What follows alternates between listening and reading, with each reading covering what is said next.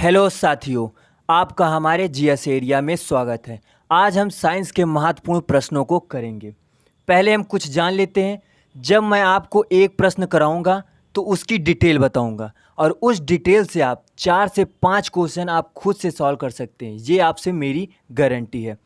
आप मुझसे फेसबुक या टेलीग्राम किसी से भी आप मेरे साथ जुड़ सकते हैं। इसकी लिंक डिस्क्रिप्शन में दी हुई है। आप चैनल को सब्सक्राइब कर लें और लाइक ज़रूर कर दें और शेयर कर दें। 2000 लाइक का टारगेट है, आप इसे ज़रूर करें। आइए हम क्वेश्चन को शुरू करते हैं। पहला क्वेश्चन, निम्न में से कौन सा काम गुर्दा नहीं कर सकता है? हमारा सही आंसर है प्रतिरक्षी तत्वों का उत्पादन जो है वो गुर्दा नहीं कर सकता है। अब इसकी डिटेल देखिए क्या है। कॉर्टेक्स, पहली बात कॉर्टेक्स जान लीजिए। कॉर्टेक्स जो है ये बाहरी भाग जो दिख रहा है आपको, ये कॉर्टेक्स है और ये जो अंदरी भाग है इसको मेडुला कहते हैं। प्रत्येक किडनी 1,30,00,000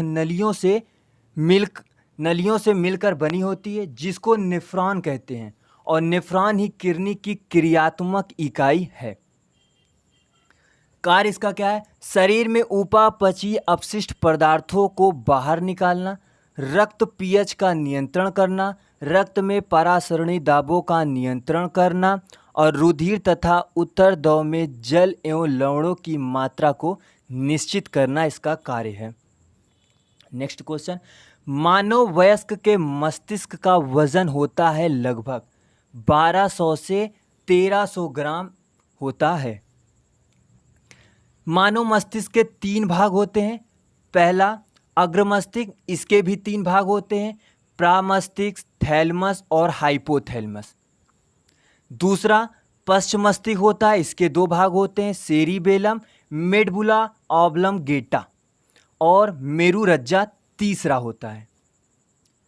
पद RH कारक का अर्थ है रिसर्च कारक। इसका जो अर्थ है वो रिसर्च कारक है। 1940 ईस्वी में लैंड स्टीनर और वीनर ने रुधिर में एक अन्य प्रकार के एंटीजन का पता लगाया।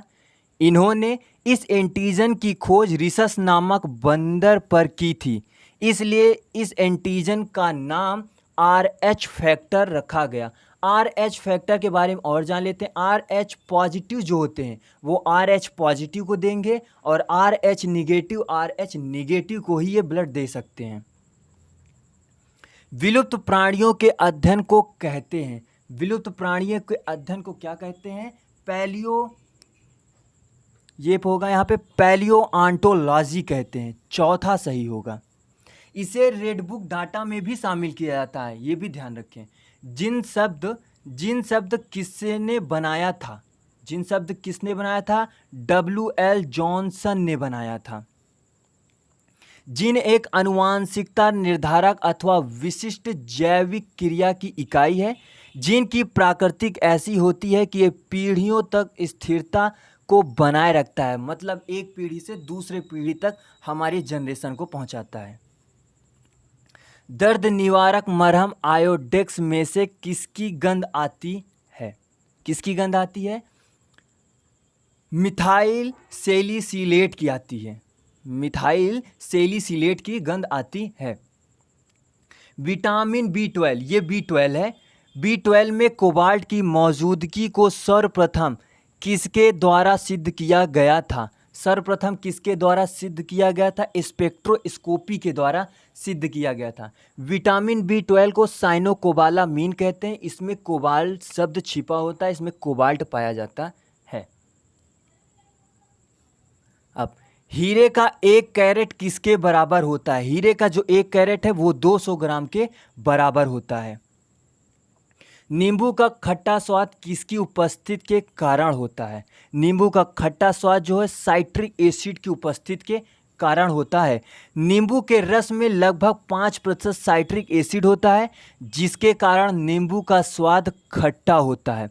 इसका pH 2 से 3 के बीच होता है। साइट्रिक एसिड कई फलों में पाया जाता है, लेकिन नींबू में इसकी मात्रा अधिक होती है। डेटॉल में मौजूद प्रतिरोधी यौगिक है। डेटॉल में मौजूद जो प्रतिरोधी यौगिक है वो क्या है? क्लोरोजाइलेनोल। हमारा दूसरा यहाँ पर सही होगा। अब देखते हैं, डेटॉल में मौजूद क्लोरोजाइलेनोल वह सक्रिय संघटक जो उसे रोगाणु रोधक क्षमता प्रदान करता है। क्लोरोजाइलेनोल एक एरोमेटिक रासायनिक यौगिक होता है, इसीलिए कोरोना में इसे हाथों पे लगाने के लिए कहते हैं, जिससे कीटाणु मर जाएं। एल्कोहल पानी से अधिक वाष्पशील होता है, क्योंकि यहाँ भरना है, पानी से कम होता है। पानी से कम क्या होता है? उसका क्वथनांक ये हमारा सही होगा।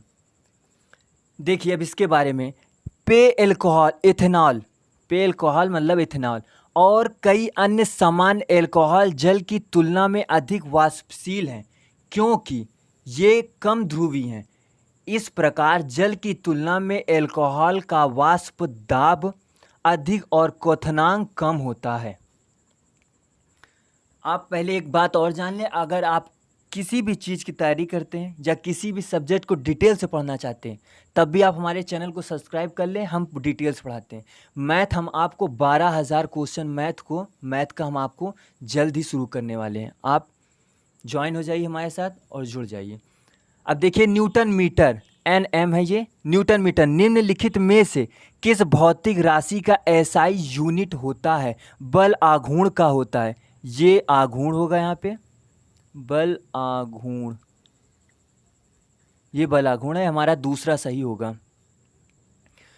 शोर को किस इकाई में मापा जाता है? शोर को किस इकाई में मापा जाता है? डेसिबल में मापा जाता है।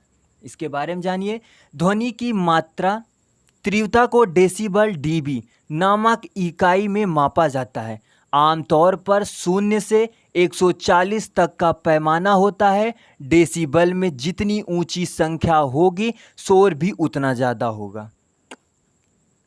घड़ी के स्प्रिंग में भंडारित ऊर्जा है। घड़ी के स्प्रिंग में भंडारित ऊर्जा स्थितिज ऊर्जा है। तो आपको क्लास कैसे लगी, आप कमेंट करके हमें ज़रूर बताएं और हमारे साथ जुड़ जाएं। धन्यवाद।